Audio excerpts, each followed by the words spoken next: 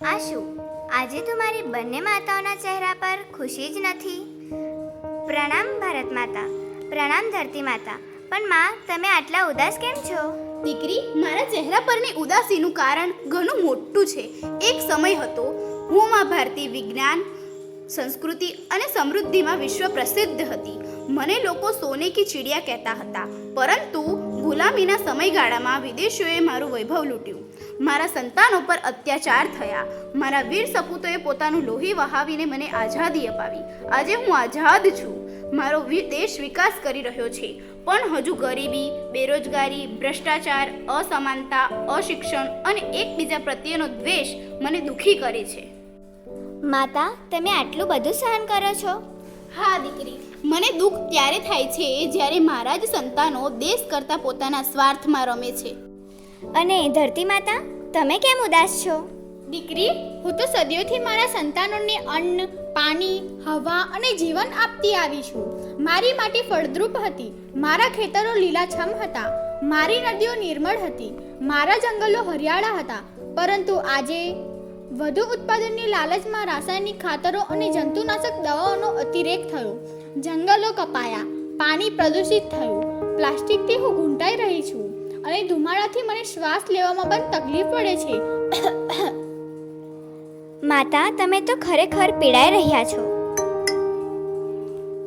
માતા, તમારી પીડા સાંભળીને મારું હૃદય દુખી ગયું.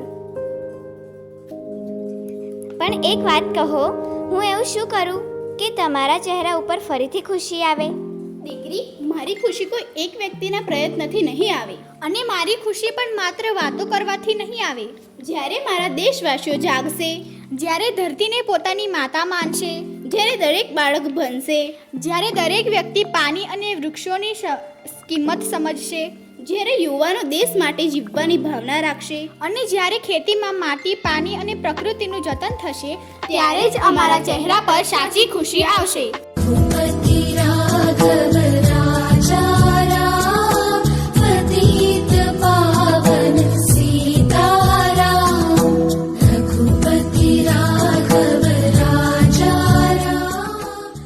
અરે, આ કોણ?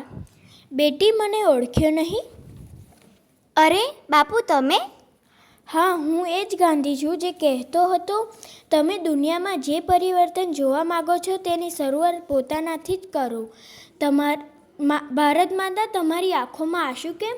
બાપુ, મારા સંતાનોને કહો કે દેશ માત્ર નકશામાં દોરેલી સીમાઓનું નામ નથી. દેશ એટલે દેશવાસીઓની જવાબદારી. અને ધરતી માતા? બાપુ, મારા સંતાનોને સમજાવો કે વિકાસ જરૂરી છે, પણ એવો વિકાસ નહીં જેના બદલામાં ધરતીનું સ્વાસ્થ્ય ગુમાવવું પડે. સમજી ગયો માતા. સ્વચ્છતા, સ્વદેશી, સાદગી, સત્ય, અહિંસા અને પ્રકૃતિ પ્રત્યે પ્રેમ, આજ તો સાચા ભારતની શક્તિ છે.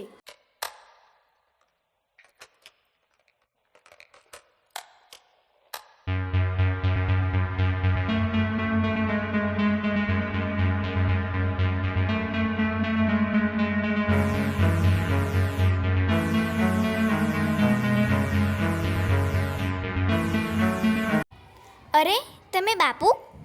ગાંધી બનવા માટે માત્ર ચશ્મા પહેરવા કે લાકડી રાખવી પૂરતી નથી. ગાંધીજીના વિચારોને જીવનમાં ઉતારવા પડે. હું ગાંધી નથી, પણ હું અનુ ગાંધી છું. હું સત્ય બોલીશ, હું સ્વચ્છતા રાખીશ, હું પાણી બચાવીશ, હું વૃક્ષો વાવીશ, હું પ્લાસ્ટિક ઘટાડીશ, હું દેશની સંપત્તિનું રક્ષણ કરીશ, હું જાતિ ધર્મના ભેદભાવ વગર સૌને માન આપીશ, અને સૌથી અગત્યનું, હું મારા દેશ માટે અને ધરતી માતા માટે કામ કરીશ.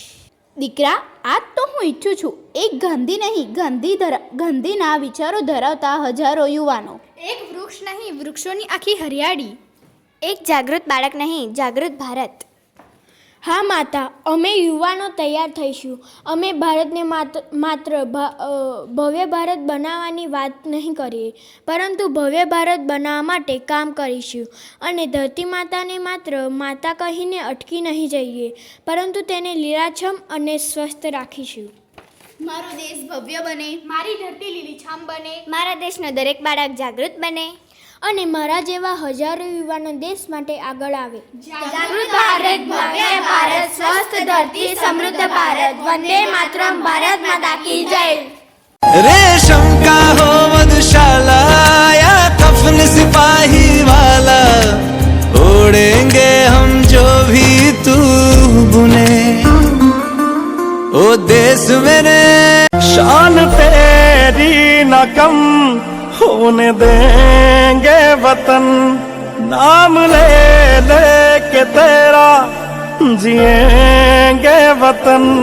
तेरी ममता पे हम मर मिटेंगे वतन, तेरी ममता पे हम मर मिटेंगे वतन।